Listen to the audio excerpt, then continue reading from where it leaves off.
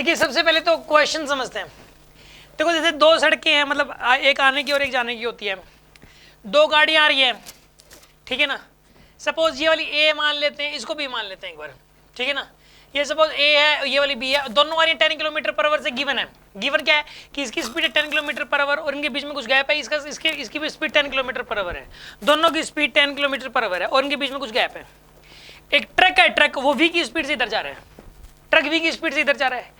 Truck पहले तो ए वाली को क्रॉस किया उसने, जब ए वाली को क्रॉस कर रहा था उस वाले टाइम को उसने काउंट करना शुरू कर दिया। मान लो वो वाला जो टाइम था ना वो 0 था, उस टाइम को उसने 0 मान लिया।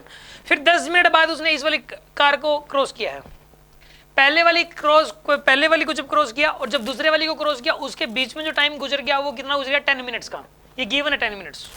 आपको ये बताना है कि ट्रक की स्पीड क्या होगी, दिस इज द क्वेश्चन। पहले तो ये बताओ, क्वेश्चन समझ में आ गया? अब सुन लो इसका सोल्यूशन। जैसे कि ये वाली गाड़ी तो अभी क्रॉस ही हुई है, इसको तो भूल ही जाओ, ये तो अभी क्रॉस होगी, इसकी स्पीड से हमें कोई लेना देना नहीं है, ये तो होगी यार क्रॉस, इससे तो कोई लेना देना नहीं है। यहाँ पे अभी इसकी स्पीड जो मर्जी थी, हमें इससे कोई फर्क नहीं पड़ता, इसकी स्पीड 20 थी 30 थी, कोई मतलब नहीं है।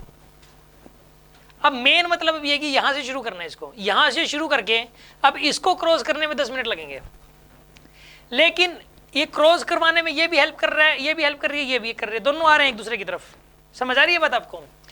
ऐसे क्वेश्चंस को अगर इस ऐसा कोई क्वेश्चन है कि टाइम ऑफ क्रॉसिंग निकाल लो, तो आप पहले रिलेटिव वेलोसिटी निकाल लिया करो अगर आपको जल्दी करना है तो।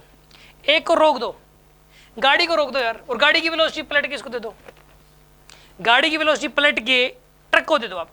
ट्रक के पास वी तो ऑलरेडी थी, एक वी तो इस तरह थी ही एक, ठीक है ना। एक और मिल जाएगी इसको, और कौन सी मिलेगी बताइए आप इसको? इधर थी ना 10, एक और 10 मिल जाएगी इसको इस तरफ। तो ये तो रुक गई, अब ये तो खत्म हो गई, तो किस में आ गया अब ये? रेस्ट में। और इसके पास कितनी होगी स्पीड? v + 10। अरे इसके पास स्पीड कितनी होगी यहाँ पे? ये प्लस क्यों किया? क्योंकि दोनों सेम डायरेक्शन में है। समझ आ रही है बात आपको? और किलोमीटर पर आवर में मामला चल रहा है, इसकी स्पीड जो 10 थी वो किलोमीटर पर आवर में थी, तो इसकी भी किलोमीटर पर आवर में आएगी, ठीक है ना। तो घंटा जो टाइम लेना वो भी हम आवर में ही लेंगे, ठीक है ना। तो इसके अंदर डिस्टेंस d मान लो आप एक बार। सुन आप, स्पीड कितनी थी यहाँ पे, डिस्टेंस कितनी है मान लो, पता नहीं डिस्टेंस कितनी, d मान लो आप एक बार, ठीक है। तो यहाँ पे एक बात बताइए, डिस्टेंस कितनी यहाँ पे d, और वेलोसिटी कितनी हो जाएगी यहाँ पे बताइए? इनके बीच का गैप दे रखा था नहीं दे रखा था इस क्वेश्चन में? इस क्वेश्चन में इनके बीच का जो गैप है वो दिए बगैर ये क्वेश्चन हो ही नहीं पाएगा।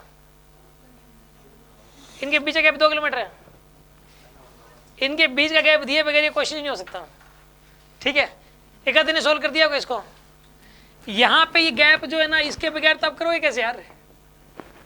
गैप पता नहीं क्या, बिना गैप दिए तो ये क्वेश्चन हो ही नहीं पाएगा यार, बिना ये गैप दिए क्वेश्चन नहीं हो पाएगा। आपको ये बोलना चाहिए था कि सर गैप नहीं दे रखा, कोई इन्फॉर्मेशन इनसफिशिएंट लग रही है, आपको बोलना चाहिए बात।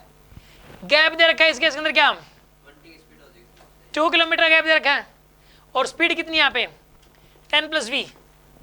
गैप कितना यहाँ पे 2 किलोमीटर, और स्पीड कितनी होगी इसकी बताइए?